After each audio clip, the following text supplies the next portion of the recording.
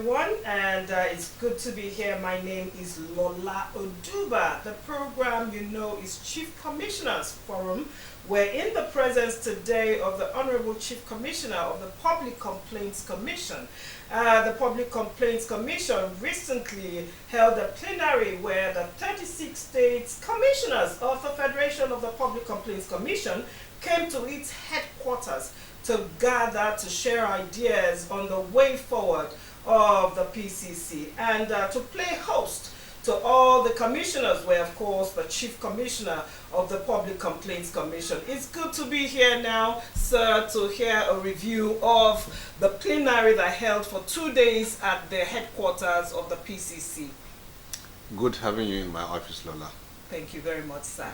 Sir, at the plenary, so many things were discussed. One of such discussions was the planned courtesy visit to the President of the Federation, that's President Bola Ahmed Tinubu. We also had the 50th anniversary of the Commission, which is coming up shortly in October. We also had the proposed 2025 promotion exams, and of course there were some agitations that were held at that plenary. But let's take all the good things. Well, let's take all the good news first, which is all this, of course, the Amendment Act of the PCC, which is ongoing at the National Assembly. Believe me, so many things were said at that plenary. How does this make you feel? Well, thank you so much for being with me this morning. Yes. We appreciate our viewers this morning. A Public Complaints Commission is a commission that should be taken by every citizen of Nigeria as an important organ or weapon to strike at where there is anomaly regarding rights of others, rights of people. And I'm happy today the performance evaluation of the Commission is very overwhelming. We came on board on the 25th of September 2024 with myself being the Chief Commissioner of the Federation, the Nigerian Ombudsman, along with the 37 other federal commissioners representing each state of the Federation alongside the Federal Capital Territory. And everybody is contributing very, very well. Part of a designated plan we have for improvement of the Commission is to ensure we have minimum of 4 general meetings in a year, making it to be a quarterly event. And the one that has just taken place is the 3rd one since our inception to spearhead the runnings of the organization, but 2nd for the year. Of course, we have discussed extensively, and ideas were exchanged. Mark you, it is a conglomeration of people with vast experiences, cutting across different spaces of life, different professions, and what have you. So it was an excellent sitting. People bring out their ideas or their vision, and we captured all, and we are happy with that. Talking about the visit to Mr. President, certainly it is a duty for any organization, especially a performing organization, to seek to meet with the #1 citizen. More so, like I said, Ombudsman today in the world is the only panacea to seeking for justice. And this mission is taken very importantly across not only the African continent, but the whole world. It is a mission that had existed for over 216 years, and Nigeria is not left behind. So for such an organization to have a parley with the #1 citizen of that country, we feel it is very, very important. This gives a lot of idea on how the government, how close the government is to justice, as well as how close the government of the day is to its citizens. Having said that, we intend to at the same time pay some visit to all the necessary agencies and organs of governance in the country, MDAs, ministries, and any other organization that we deem it necessary that in the course of our duty to visit. Those visits are part of what we plan to undertake. At the same time, we discussed about issue of the rights of staff, issue of the remuneration, staff benefits, which unfortunately we are in a very, very critical situation owing to the paucity of funds for the Commission. But a lot has been done by the current National Assembly in trying to see how they assist the Commission with the approval of Mr. President to see that we have moved forward. Not only moving forward, we have also be seen to tackle the areas of issues we have inherited. At the same time, part of their benefit is, of course, the staff promotion. This is an exercise that is done on a yearly basis. Thank God, that of this year is around the corner. So the sitting has brought out modalities of how the operations could take place without any hindrance. And we have agreed that instead of us to engage staff to converge at various centers in the 6 geopolitical zones or even headquarters, because of insecurity, at the same time the paucity of funds, we decided to disengage that, decentralize the system, and empowered all the federal commissioners to be the sole supervisors to those promotion examination or exercise in their respective states. However, there is going to be some staff from the headquarters that will certainly give them helping hands in their respective states. That is where we are. Okay, now to the planned 50th anniversary. The planned 50th anniversary,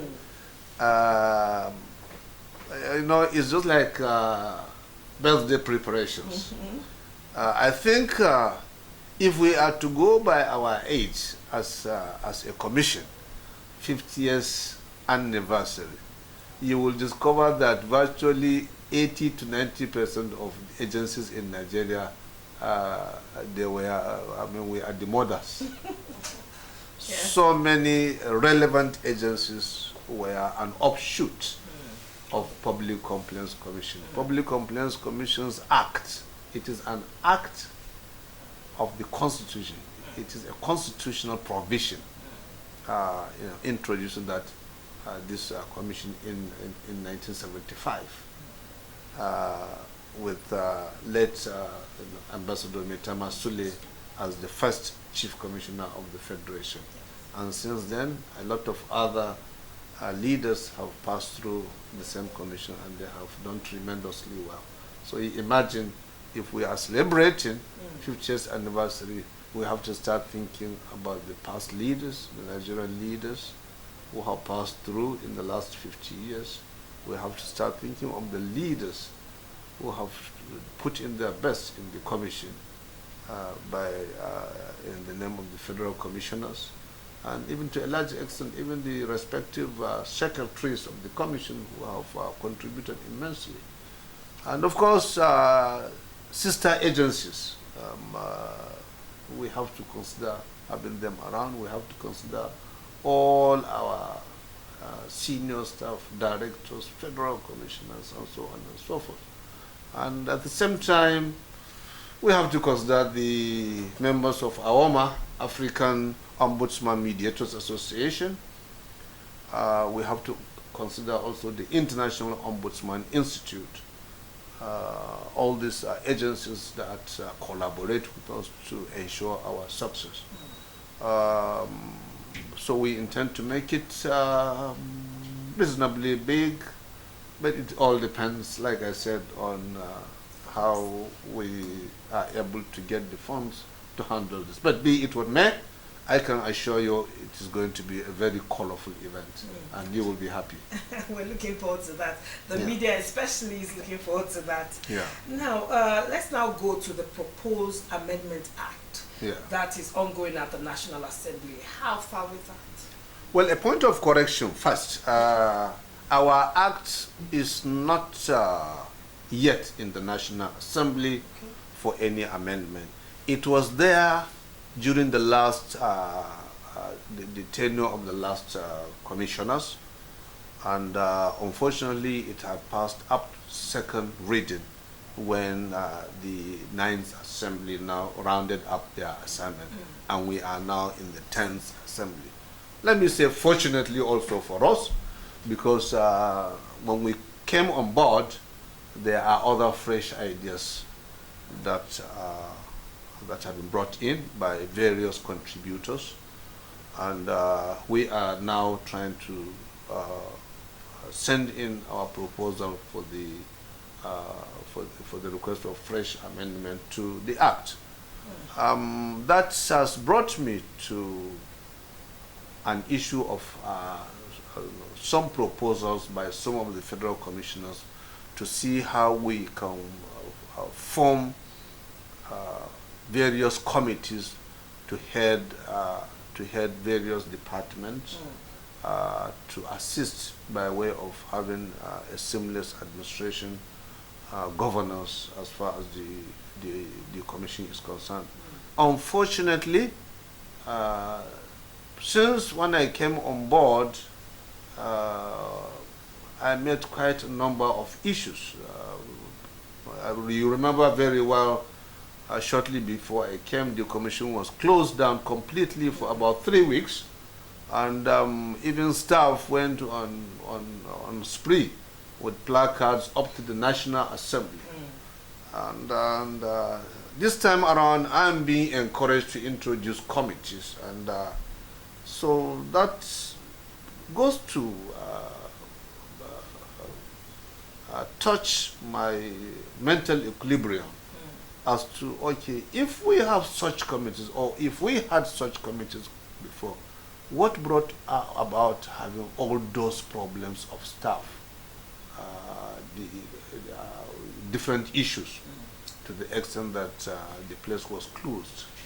So, but then, to be fair to the agitators, we requested any single report of any of the previous committees so that we can lean or leverage on their experience to assess the performance evaluation of any of such committees, so that we can key in from there. Unfortunately, we have not seen one.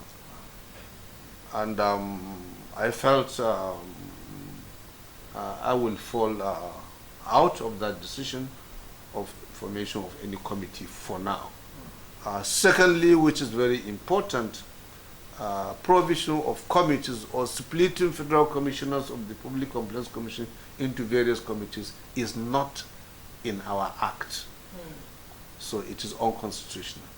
And by way of adherence to excellent rules and regulations, which I have sworn into to abide by, I said no. I think the best thing is when we have it in the Act, then we need now implement it. Fortunately, in any way, we have included that in our new amendment, that either us or subsequent federal commissioners and the chief commissioner, whenever they assume duty, they should put themselves into formed committees to head different sectors of the organization to see how viable that one can be. And of course, the rules of engagement, of course, have already been designed, or we are about to put in a finishing touches to that. So I think we're on the move. Fantastic. Now, recently there was a staff audit conducted at the Commission's headquarters. How did that go, in your opinion? This is a very important question, Lola. When I myself and all the respected federal commissioners realized the staff has they have over 6 billion naira of their arrears, their entitlements. And we have made a formal presentation to the relevant authorities, and they are keen into that problem to see how they can help us to ameliorate the problems. We decided to be in advance, to be proactive, to start thinking, okay, before any money comes in, let us ensure that we have not paid anybody wrongly by name of a ghost worker, or whatever name he comes, he's being called. So we decided to conduct staff audit nationwide, and the supervision was done by the federal commissioners in charge of all the states of the federation, and the revelations were really overwhelming. We have come across staff that some have not been coming to work for months. And some of the federal commissioners even mentioned that in the last 10 months that we have reported to duty, they were surprised to see a lot of stuff that they have never seen before. Certainly, we cannot condone that attitude. And the commissioners are doing what the public service rules encourages them to do. They are going to do the needful on that. However, there is a stand that the staff audit should be continued under the second phase at the headquarters level, which we are going to conduct, God's willing, successfully. Part of the issues during the auditing is we have discovered a lot of staff that have worked or that have been working for 20 something years. Up till now in their position, they don't have their original certificates of education. And this is something that to us is a very big concern. So we feel it is very important they get that. On a sad note, at the same time, quite a number who have presented their certificates, when we approached the relevant universities, the universities replied, denying those certificates, automatically denying them. So that has put us in a kind of situation that we feel we need to sit up once again, so that during the general staff auditing, we will do the needful. Well, that's sad. Recently also, moving away from that, recently there was a staff training also, truly engaging period of knowledge being given out to some members of staff of the commission. What encouraged you to do that? Well, Lola, as you know, they said information is knowledge, knowledge is power. Whatever thing you do, once you don't have the requisites knowledge of that, you may do it, but possibly in a manner that may not be as good as if as expected. We have discovered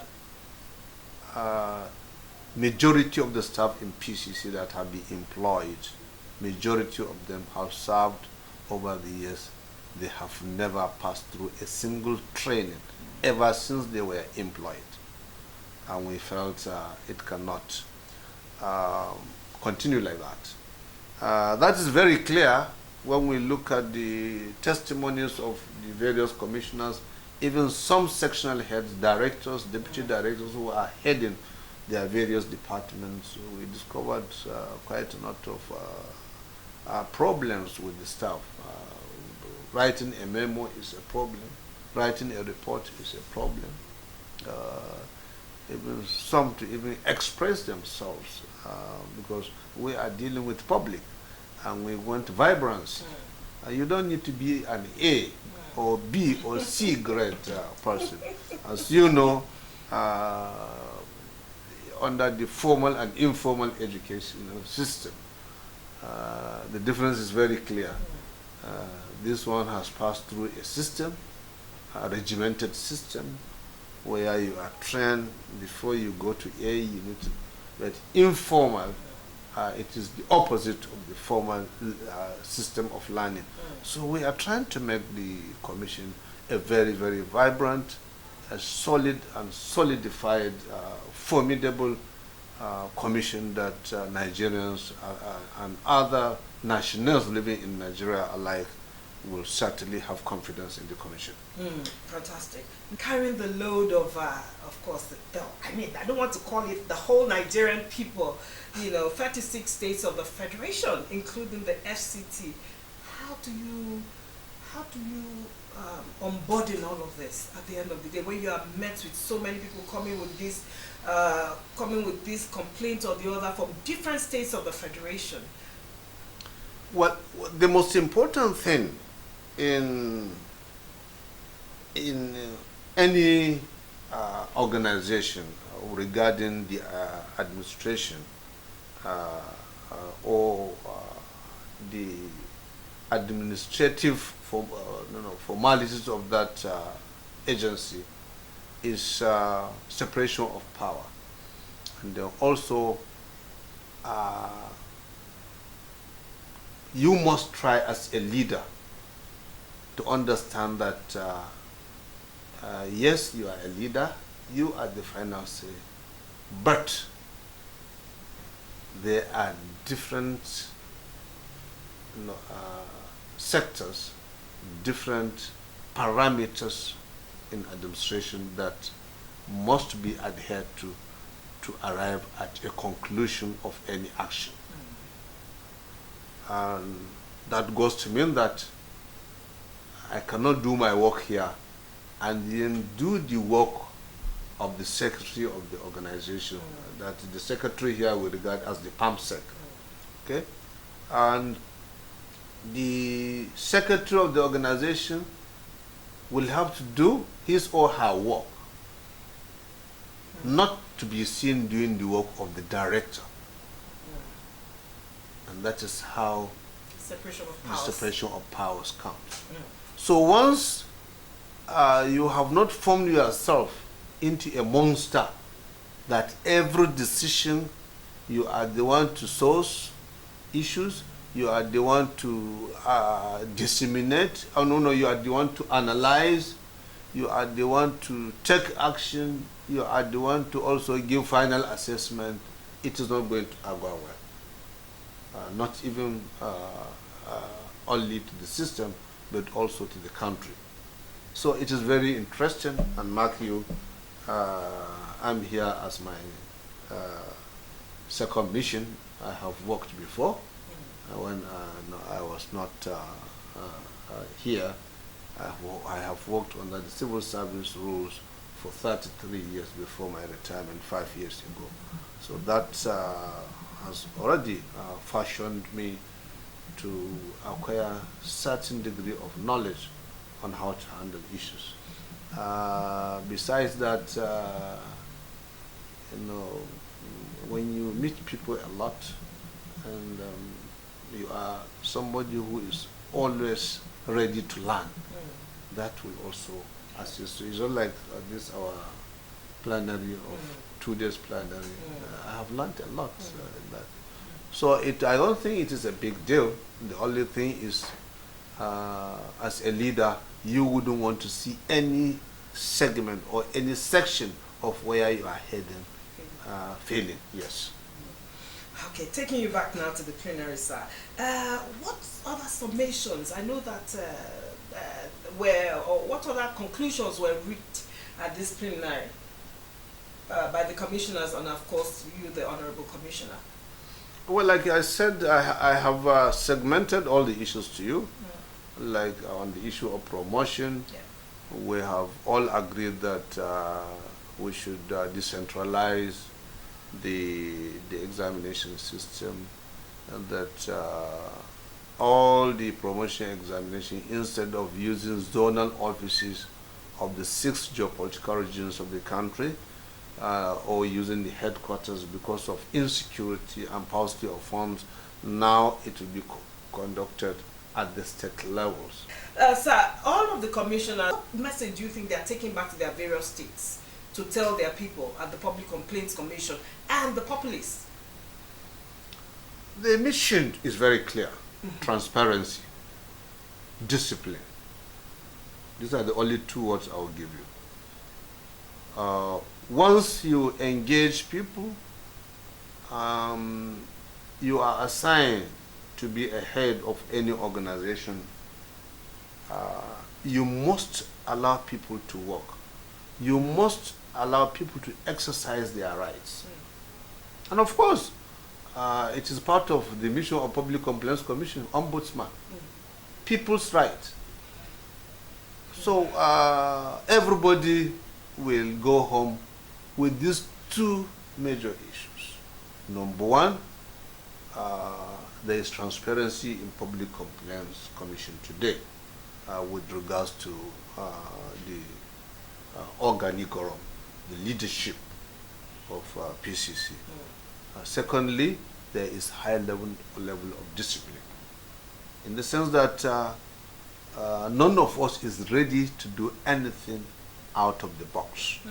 Anything that we don't have a constitutional right to do, we have agreed we should not dwell into that. Simple. Fantastic, I love it. You've been on seat now for about 10 months. What has the experience been like for you? The experience in the last 10 months, Lola, Mike, you have not reached 1 year yet. I know, sir. It is very interesting.